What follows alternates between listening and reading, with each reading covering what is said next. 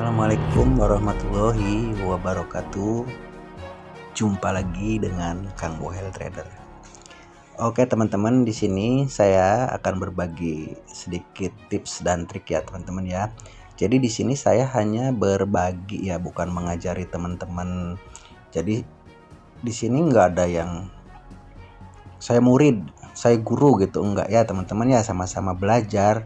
Jadi jangan beranggapan ketika saya kasih teori-teori seperti ini berarti saya lebih jago, lebih pintar. Enggak, ini saya hanya berbagi cara saya entry ya. Hanya berbagi tips dan triknya saja. Mungkin teman-teman di luar lebih pada jago, lebih pada pintar. Cuma di sini alangkah indahnya ya teman-teman ya, kalau kita mempunyai sedikit ilmu itu dibagikan juga ke teman-teman yang lain. Mudah-mudahan bisa bermanfaat. Kalau misalkan tidak bisa bermanfaat atau membuat pusing, ya sudah tinggalkan aja. Simpelnya seperti itu ya. Jadi untuk yang teman-teman yang masih beranggapan saya gimana gitu, saya nggak ada maksud apa-apa, saya nggak modus apa-apa teman-teman ya di sini ya. Saya hanya berbagi. Kalau misalkan bermanfaat silahkan ikutin, kalau enggak ya sudah skip aja. Tidak usah berkomentar yang macam-macam, yang komentar itu tidak sesuai dengan isi judul video ya. Yang seperti itu insya Allah nggak akan pernah saya balas ya teman-teman ya. Di sini kolom komentar saya buka sengaja untuk tanya jawab tentang teknik yang saya bagikan ya, yang saya jelaskan. Misalkan ada yang kurang jelas teman-teman, nah silakan. Kalau misalkan ada yang pengen lebih jelas lagi disertai dengan gambar, silahkan, ada Telegram saya di situ. Saya pasti balas. Saya balas semua yang bertanya kepada saya tentang cara dalam video itu, saya balas dengan gambar-gambar. Jadi dijelaskannya dengan gambar juga. Kalau di kolom komentar kan kadang-kadang susah, cuman menjabarkan doang kan, gambarnya nggak ada penjelasannya seperti itu.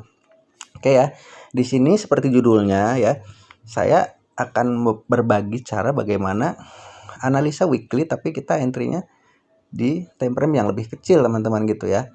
Nah di sini kalau misalkan kan tipe trader itu kan ada yang trader yang agresif dan ada yang konservatif.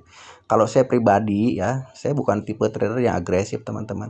Contoh yang agresif seperti apa? Nah, kalau seorang trader agresif ya, ketika di sini dia membuat momentum. Nah, ketika candlestick ini ke area re-entry sini tanpa memikirkan multi time frame, dia di sini udah ambil sell teman-teman ya. Sell. Nah, itu tipikal trader yang agresif ya. Kalau saya konservatif pasti menunggu konfirmasi. Di sini kalau tipe trader agresif, kalau misalkan ini memang minggu depan dia turun, dia dapatnya banyak banget dari sini teman-teman ya. Tapi kalau saya yang tipe konservatif ya, saya pasti dapatnya di sebelah sini nanti re-entry weekly ini. Dapatnya di sebelah sini. Tapi aman gitu ya. Nah, di sini nggak amannya kalau ini dia minggu depannya ke atas. Karena tidak ada konfirmasi entry di time frame lebih bawahnya. Jadi bagaimana cara menganalisa time frame bawahnya? Jadi gini teman-teman ya. Di sini momentum, kemudian dia membuat re-entry di area MA5 dan 10 high di sini. Nah, di sini kita multi time frame lagi ke H1 ya teman-teman ya. Oke, ini ya. Di H1 dia saya tap lubang, kemudian dia menjadi ekstrim. Oke, itu time frame kedua ya. Dan time frame ketiganya nanti setelah pesan-pesan berikut ini teman-teman. Adan dulu ya. Oke, dilanjut ya teman-teman ya. Jadi balik lagi tadi di sini ketika candlestick weekly membentuk momentum dan di sini kita tandain di area MA5 dan 10 high di sini. Maka di time frame kedua harus ekstrim. Di sini kebetulan sudah ekstrim ya teman-teman ya. Sudah ekstrim, rejection MA50 pun dia sudah 2 kali dan di sini akan membentuk sebuah setup yang berbentuk lubang di sini ya. Nah, di sini kita bisa turun ke time frame ketiga di H4. Nah, oke. Nah, disinilah teman-teman kuncinya ya. Kalau seperti biasa ya, kalau time frame H1, M15, M5, saya selalu pergunakannya break MA50 di sini. Saya langsung sell ya. Itu misalkan di sini kemudian break MA50 dia langsung sell. Nah, itu kalau time frame kecil. Kalau time frame besar itu nggak boleh teman-teman ya. Jadi caranya gimana? Time frame besar di sini. Nah, ketika H1 sudah terbentuk momen seperti tadi rejection, kemudian di sini dia sudah membentuk MHV ya, momentum ekstrim TP wajib MHV di sini. Nah, setelah MHV sini, nah ini kan area MHV ya teman-teman ya. Setelah MHV sini, yang kita tunggu adalah tinggal candlestick arah kukuh teman-teman. Di sini kita tinggal menunggu candlestick arah kukuh ya, CSAK di sini. Setelah CSAK, kita jangan langsung entry sell. Kita tunggu dia membuat re-entry. Nah, re-entry ini di sini, re-entry CSAK ini adalah entry point kita teman-teman ya. Seperti itu. Kalau seperti biasanya kan di sini saya setelah CSAK di time frame kecil saya langsung sell, kemudian di atas dia bawa muatan dari sini. Nah, kalau untuk time frame besar seperti ini, setelah misalkan di sini terjadi candlestick arah kukuh, dia re-entry, nah kita di sini ambil peluang. Caranya gimana di sini? Kita turunkan lagi multi time frame ke H1 time frame kedua dan entry di M15. Nah, itu baru. Jadi analisanya weekly, kita entry-nya di M15 ya teman-teman. Caranya seperti itu. Kemudian bagaimana Kang kalau misalkan di sini tidak terjadi re-entry, tidak terjadi CSAK? Kita tunggu momentum ya. Momentum yang pertama ya teman-teman ya. Jadi setelah ini misalkan dia tidak membuat re-entry di sini, hanya menjadi CSAK terus 2 kali berturut-turut jadi momentum. Nah, di sini kalau seperti biasa di time frame kecil ya, breakout MA50 jadi momentum, saya suka langsung sell. Nah, kalau di time frame gede nggak boleh ya. Jadi di sini kita tunggu dia membuat re-entry lagi. Nah, di sini tidak terjadi CSAK misalkan ya, kemudian dia membuat momentum. Nah, itu momentum pertama itu kita tunggu re-entry-nya di area sini. Di area MA510 high-nya di sini ya. Nah, baru di sini kita multi time frame lagi ke H1 dan entry di M15. Jadi caranya seperti itu. Oke, balik lagi sini. Saya hapus dulu semua. Nah, ada contohnya enggak Kang? Ada nih yang ini ya. Misalkan di sini contoh cara entry-nya. Nah, ini kan ya. Ini momentum weekly ya, teman-teman.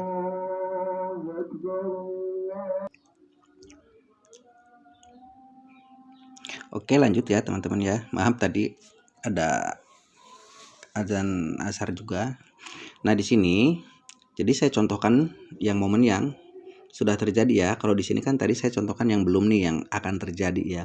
Nah, di sini ini adalah contoh yang sudah terjadi teman-teman ya. Misalkan ini momentum, kemudian dia membuat re-entry di sini.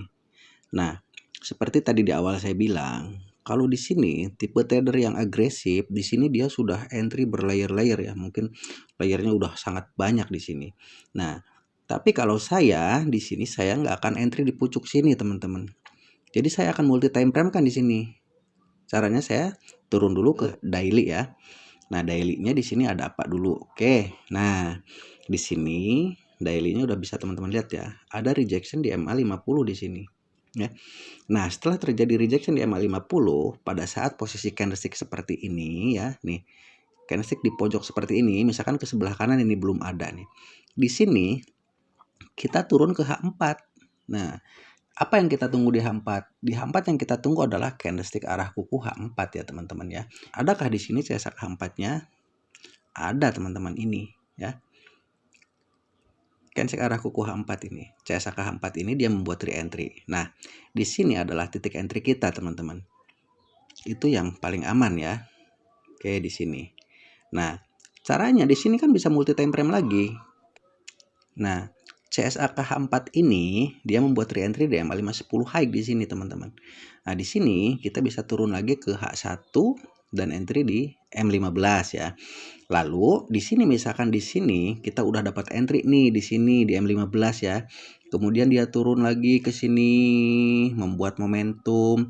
Nah, seperti biasa di momentum pertama itu pasti membuat re-entry. Nah, di sini kita multi time frame lagi teman-teman ke H1 dan M15. Makanya kita dapat 2 layer. Nah, ini yang disebut entry berterusan di BBMA seperti ini ya. Jadi aman teman-teman ya. Aman di sini, stop lossnya di sini pun stop lossnya di sini. Jadi masih tetap aman. Kemudian dia membuat momentum lagi di sini ya.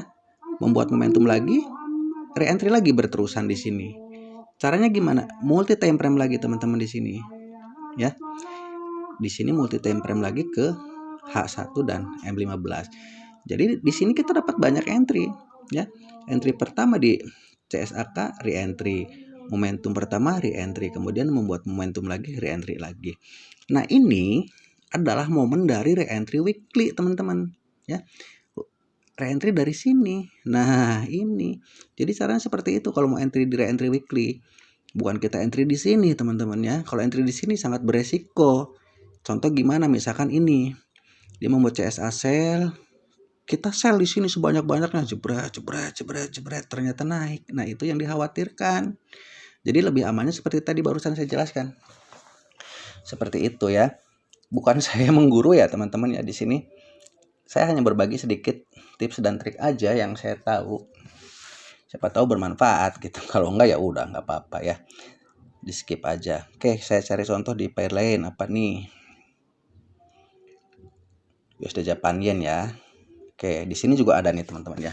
Di sini bisa teman-teman lihat ya. Weekly juga sama ya. Di sini ada momentum weekly. Nah, ini area re-entry di sini. Nah, bukan nggak boleh teman-teman buy di sini, nggak masalah. Kalau mau teman-teman buy di sini silahkan.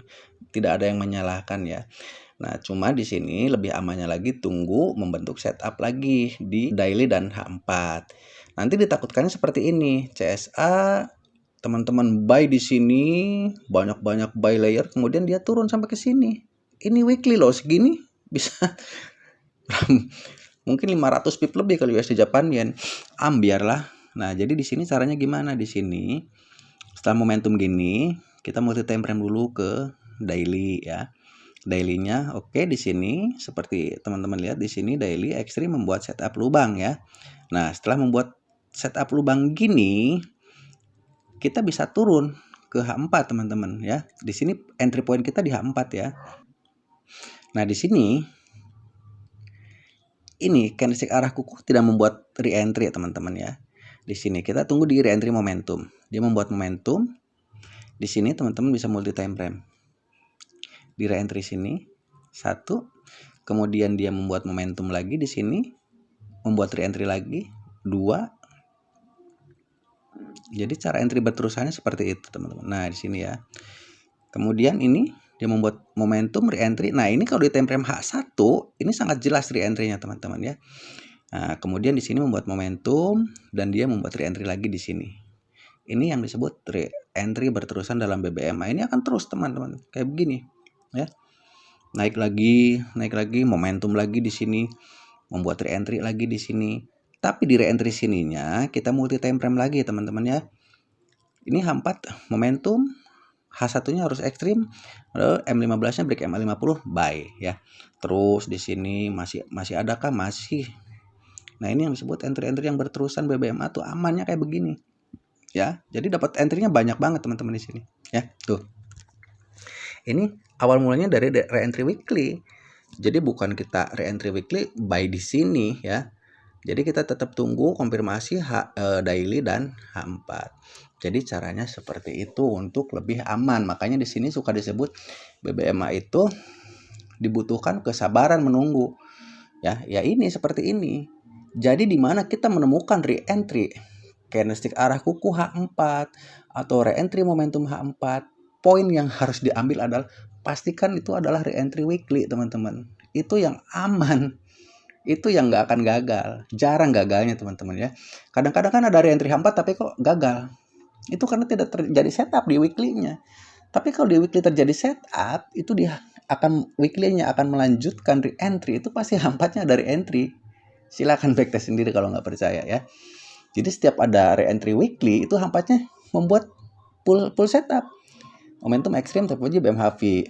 Udah MHV CSA re-entry, momentum re-entry, momentum re-entry itu mengikuti candlestick weekly yang terus turun atau yang terus naik. Nah, itu seperti itu caranya teman-teman ya. Oke, mudah-mudahan aja ya bermanfaat. Jadi nanti dipelajari lagi, sekali lagi saya tekankan di sini saya tidak mengajari teman-teman ya, saya hanya berbagi. Saya hanya berbagi tips aja. Jadi di sini jangan sampai ada yang bilang lagi pinter, sok jago, sok apa, enggak ya. Di sini hanya berbagi teknik aja, berbagi cara saya entry. Kalau bermanfaat silahkan ikuti, kalau tidak skip aja. Oke, itu aja. Wassalamualaikum warahmatullahi wabarakatuh.